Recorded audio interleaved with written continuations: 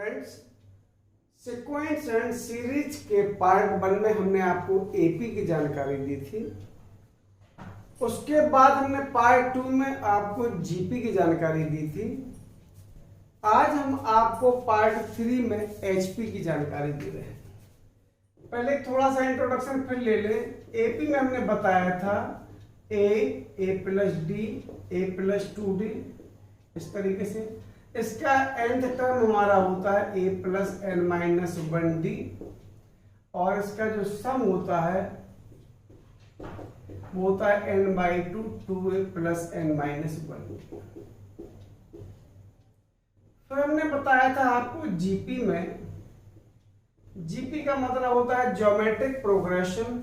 इसमें हमने आपको बताया था कि ये a आर से मल्टीप्लाई करो ए आर, फिर आर से मल्टीप्लाई करो ए आर स्क्वायर, फिर आर से मल्टीप्लाई करो, इस तरीके से सीरीज चली जाती है। और उसके बाद अगर अपन ये देखें तो इसका जो nth टर्म होता है वो हमारा होता है ए आर की पावर एन माइनस 1। और अगर सम अगर हम इसका देखें तो हमने बताया था ए 1 माइनस आर की power n upon 1 minus r, जबकि आर इज लेस देन 1, और यही होता है ए आर की power n minus 1 upon r minus 1, ये जब आर इज ग्रेटर देन 1। ये हमने आपको बताए थे, ये हमने मैं प्रूफ के आपको बताए थे। आज हम आपको बताने वाले हैं एचपी।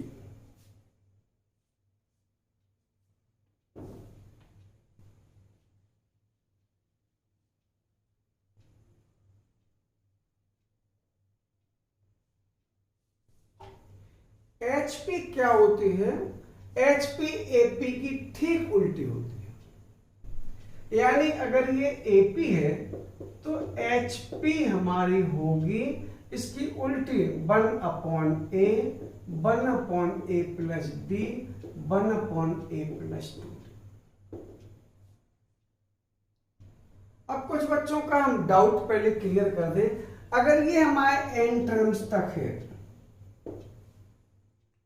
फिर हमने इसका रेसिप्रोकल कर दिया या हमने इसका उल्टा कर दिया, तो एक चीज आपको ध्यान रखना है कि टर्म उल्टा होता है, केवल टर्म, और कुछ भी उल्टा नहीं होता।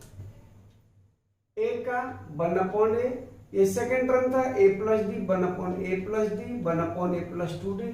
अब कुछ बच्चे ये सोचते हैं कि अगर ये एन टर्म है तो अगर हम उल्टा करेंगे तो 1 अपॉन एन टर्म हो जाएगी। अरे सपोज अगर ये हमारा 1 2 3 एपी है, अगर हमने इसका उल्टा कर दिया 1 अपॉन 1, 1 अपॉन 2, 1 अपॉन 3, तब कितने बचे? अगर ये 3 टर्म्स थे तो ये कितने टर्म है? क्या 1 अपॉन 3 टर्म है? अगर ये 3 टर्म्स थे तो ये भी 3 टर्म्स हैं, यानी टर्म्स नहीं बदलते हैं और ना सम बदलता है। तो ये हमें नोट याद करना है, only term is change in 1 upon A, 1 upon A plus D, इस टाइप से, नॉट सम और नंबर ऑफ टर्म्स। यानी ना तो पद कम होते हैं और ना पद, यानी ना तो पदों की संख्या कम होती है, और दूसरा हमारा जो सम होता है, ऐसा नहीं कि अगर इनका सम हमारा अगर मान लो 6 हो गया तो क्या इनका 1/6 होगा? नहीं होगा। तो ये इस गलत फहमी में नहीं रहना। कुछ बच्चे ये बिल्कुल गलत कर देते हैं। ये छोटी छोटी सी बातों को आपको ध्यान रखना। चलिए अब हम शुरुआत करते हैं मीन की।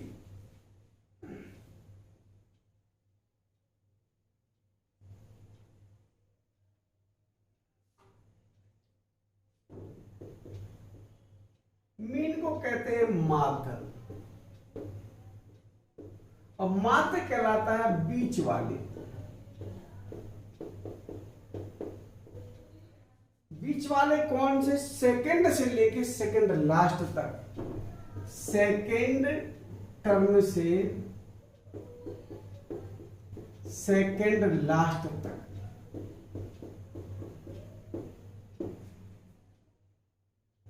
ये हमारे कहलाते हैं मीन। अब हमारे अगर दो टर्म है, सपोज एक ए है एक बी है, तो इनके बीच में बहुत सारे टर्म भी हो सकते हैं, एन टर्म भी हो सकते हैं, एन मीन भी हो सकते हैं। तो एन मीन अगर हमारी एपी है तो एपी यानी समांतर श्रेणी है, तो ये ए होगा, उसके बाद ए1 होगा, फिर ए2 होगा, फिर ए3 होगा, फिर उसके बाद ये एन होगा। ये हमारे मीन होंगे, ये हमारे माध्य होंगे, और उसके बाद हमारा ये लास्ट टर्म। अगर हमारी जीपी है तो ये ए हमारा यहाँ G1 होगा, फिर G2 होगा, फिर G3 होगा, फिर ये Gn होगा, फिर B होगा। ये हमारे माध्य होंगे। अगर ये AP है तो हम इनको कहेंगे समांतर माध्य, शॉर्ट में कहते हैं अर्थमेटिक मीन। अगर ये हमारे जीपी या गुणोत्तर श्रेणी है तो ये हमारे कहलाएंगे गुणोत्तर माध्य। इनको हम कहते हैं ज्योमेट्रिक। तो कहने का मतलब यह है कि दो नंबर्स अगर हैं तो उनके बीच में बहुत सारे मीन होते हैं। अगर केवल मीन की बात होगी, केवल एक मीन की बात होगी, तो इसका मतलब यह है कि फिर हमारा इनसे कोई मतलब फिलहाल नहीं है। केवल एक मीन की बात का मतलब है कि केवल एक ही है। वो कैसा होगा उसको अपन देखते हैं।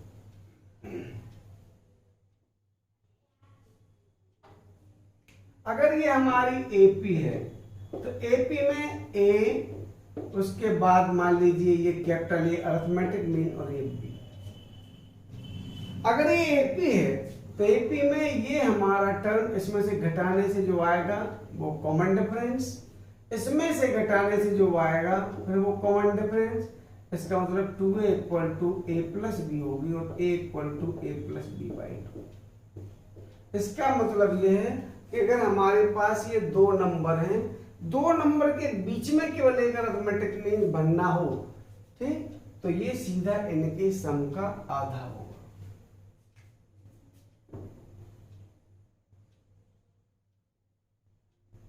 अब अगर हम चर्चा करते हैं जीपी की, जीपी में ए सपोज ज्योमेट्रिक मीन ये जी है और ये जीपी में क्या होता है, इसमें से इसको डिवाइड करेंगे तो आर आ जाएगा, ये इसमें से इसको डिवाइड करेंगे तो आर आ जाएगा। इसका मतलब है कि g square equal to a b होगा या g equal to under root a b होगा। इसका मतलब यह है कि अगर जितने भी संख्याएं हो, जितने भी नंबर हो, अगर उनका मीन हमें निकालना हो तो उन सबके मल्टीप्लाई कर दो पहले के लास्ट के और उसकी उतनी पावर चढ़ा दो। जैसे ये ए बी अगर मान लीजिए 2 थे तो 1/2। क्लियर है? अब बात करते हैं हार्मोनिक मीन की।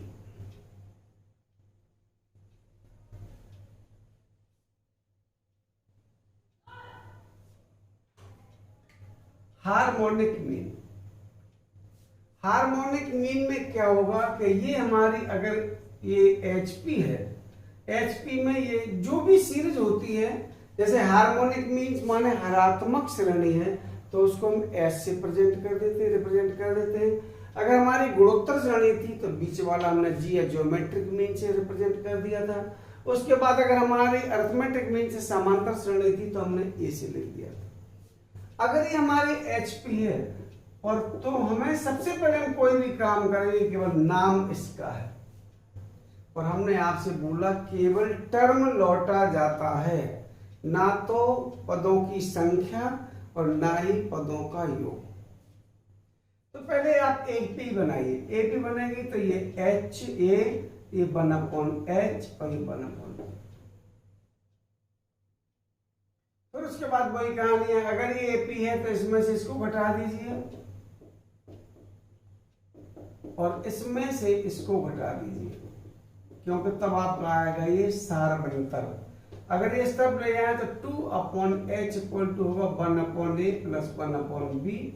2/h इक्वल टू ये a plus b upon ab। अगर h की वैल्यू निकालना है तो ये इस तरफ ले जाए 2ab upon a plus b। इसका मतलब ये है कि अगर दो नंबर हमारे पास हैं, इनका आपको डायरेक्ट हार्मोनिक मीन निकालना है तो आप इनके मल्टीप्लाई कर डबल कर दीजिए, फिर नीचे इनका सम कर दीजिए। इसको हम और ऐसे समझ सकते हैं, अगर मान लीजिए हम इसको रूट ab का स्क्वायर लिख लें और ये हम यहां से 2 अलग करके यहाँ a प्लस b बाई 2 कर दें, तो हम इसको ऐसा भी समझ सकते हैं कि h equal to root a b, अगर ध्यान हो आपको तो g था तो g स्क्वायर था और ये a प्लस बी बाई 2 ये था। तो हम ऐसा भी कह सकते हैं कि g square equal to a into h। इसका मतलब है कि a, g और h ये खुद gp में होते हैं।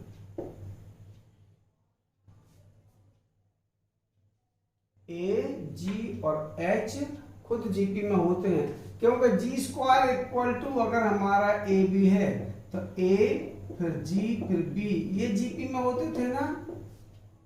आज अगर हमारा जी स्क्वायर है तो जी बीच में होगा, जिसका स्क्वायर है वो बीच में होगा। ए और एच है तो ए किनारे पर होंगे, ये बीच में होगा, ये मिला के जीपी बनाएंगे। तो आज का ये टॉपिक था हमारा हार्मोनिक प्रोग्रेशन का या हरात्मक श्रेणी का। टॉपिक छोटा सा है, ज्यादा टाइम हम आपका नहीं लेंगे, एक एक चीज हम आपको क्लियर करते चलेंगे।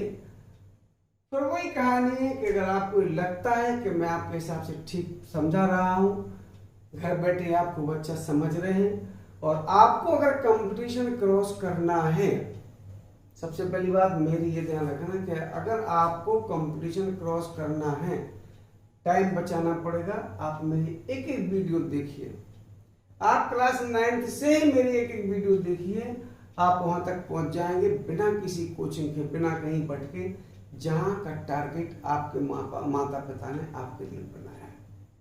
बस फैसला आपको करना है। आप फेसबुक पर जाएं, माई एम नर्सरी टू IIT, और यूट्यूब पर BM सोनी सर्च। और अगर आप हमसे संपर्क करना चाहें तो 9450036741। यूट्यूब पर कोई भी नंबर नहीं देता, फेसबुक पर कोई भी नंबर नहीं देता, मैसेंजर पर कोई भी नंबर नहीं देता, मैं नंबर देता हूं, क्योंकि मैं अगर आपकी समस्या का समाधान करना चाहता हूं तो मुझे आपके बीच में रहना होगा, आपको मुझे समझना होगा, और मुझे आपकी बहुत अच्छी पहचान है। भले ही मैं बूढ़ा हूं और आप जवान हैं, आप ऊपर कॉन्फिडेंस में हो सकते हैं, 90+ आपके नंबर हो सकते हैं, लेकिन एक्सपीरियंस मेरे बराबर आपको नहीं हो सकता।